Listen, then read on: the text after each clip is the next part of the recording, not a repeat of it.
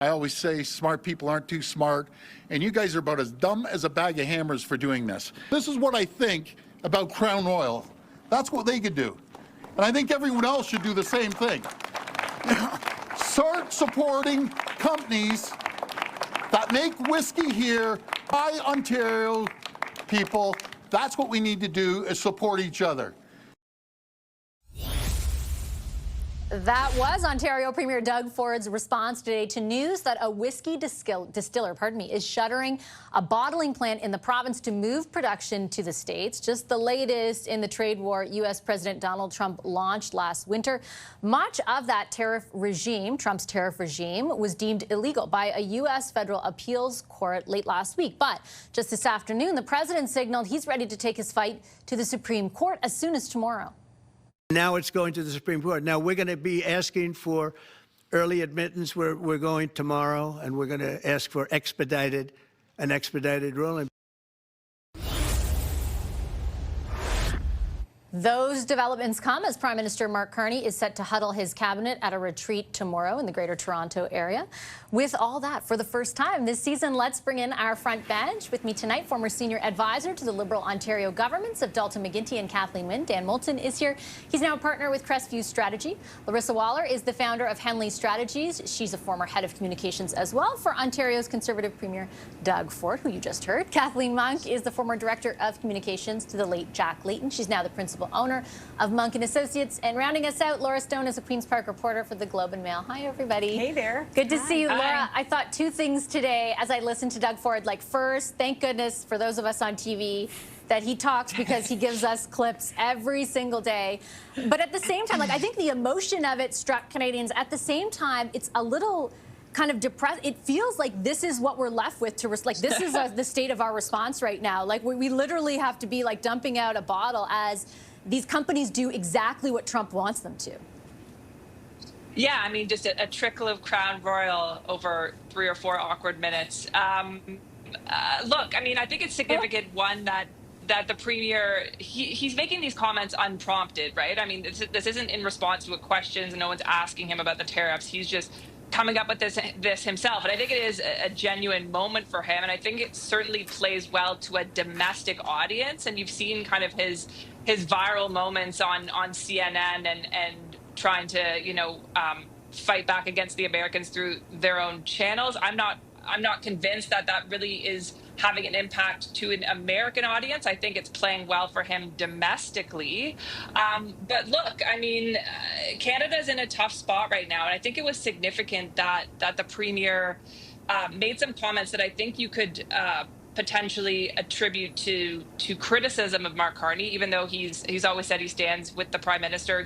He's tried to support him every step of the way, but he made some comments in his press conference today that he's concerned that it's elbows down now. And he wasn't asked to clarify those comments, but he said we have to keep fighting. We have to put our elbows up and keep fighting the president. Obviously, he wants to take a different tact. He's not at the negotiating table with the U.S. administration, and so he's coming at it from a different angle, and he's speaking to as a provincial leader, not a national one. But I think you're seeing the country at a bit of a loss as to what approach we're taking. Is it working, and what gains are we making? Or are we just waiting for the dust to settle and the president to find another victim here? So I think it does feel like the country is at a bit of a loss here on the strategy and how to tackle the U.S. threats.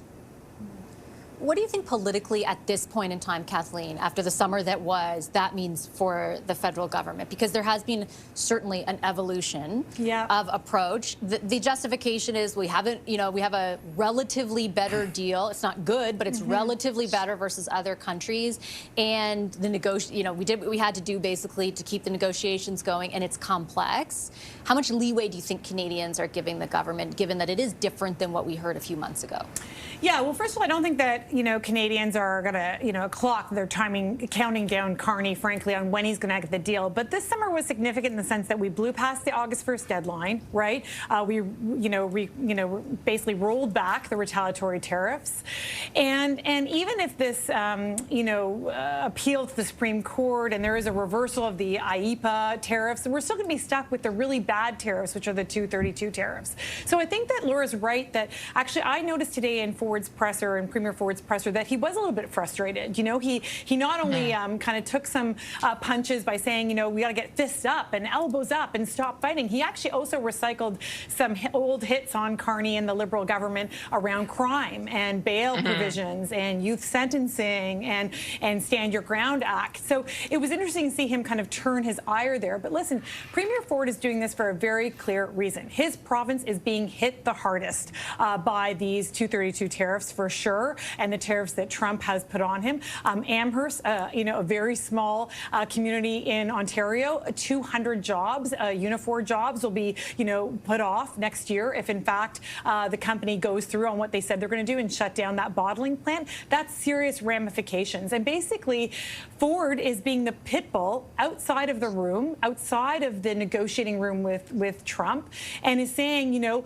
we need to start using our leverage to both Canadians, to voters, and also to our politicians. Start using our leverage to get deals that help Canadians. And I think, you know, sure, it was a stunt today with the Crown Royal, but lots of Canadians drink Crown Royal, and the LCBO particularly buys a lot of Crown Royal, and I think that will have some impact. Dan, just circling back to sort of the wider impact, in particular on the federal Liberals, as they head into this cabinet retreat and as they head into the fall sitting. My impression is if we're talking about Trump, it's not necessarily a net negative for them. Like, even though they've had a very, you know, there's a lot of accountability, as we heard earlier in the show about their position and the changes in their position.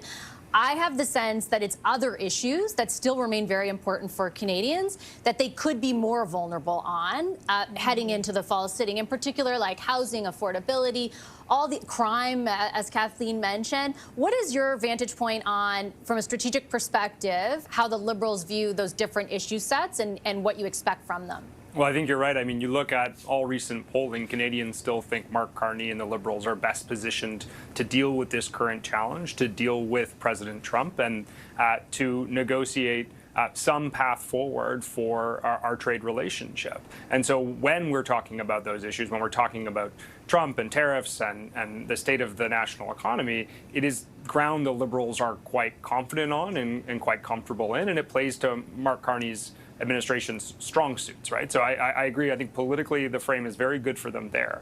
When that is, if we get to a point, like I think we all hope, where that is absent, I agree. I think issues on affordability, issues on safety and crime are more challenging for them. If we look at the results of the last election, it's where the Conservatives performed most strongly for voters that cared most about those issues.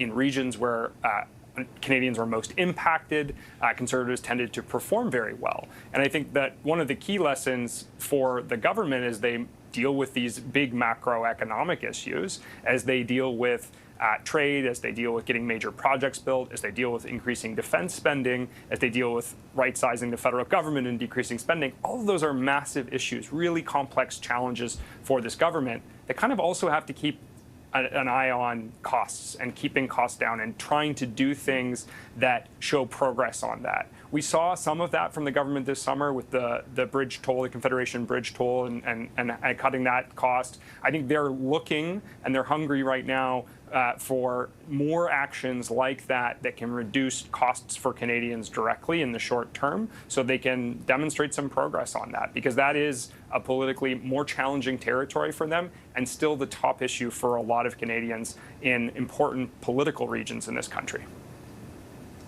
Larissa, your thoughts on the government's positioning? We'll get to both opposition parties in the next segment, but your thoughts on the government's advantages and potential vulnerabilities this sitting? Yeah, I actually think they have vulnerabilities on all those topics that you mentioned. So affordability, crime, domestic economic markers, but also on the Trump stuff. I actually can't think of one area, except for maybe the environment, but even the environmentalists are upset about the consumer-facing carbon tax, where Carney is leading. He's still riding high on his economic laurels, right, on his personal brand. And that's where he's polling highest, is Mark Carney himself. the last poll that came out had the Conservatives ticking back up because the shine has sort of worn off. So, I mean, I don't envy the Prime Minister in the position he's in right now because I don't know where he's going to find his wins. It's going to be very, very, very challenging to take on Trump with the Supreme Court ruling, with the instability there. The issue is we knew that he's unstable. We knew he's unpredictable. And I saw in your interview with Minister Solomon just now where he said, you know, Canada still has the best trade deal. That's thanks to Prime Minister Mulroney. And they have to stop using that as their big win. They've got to start showing their own wins. And frankly, I can't see any coming their way in the short term.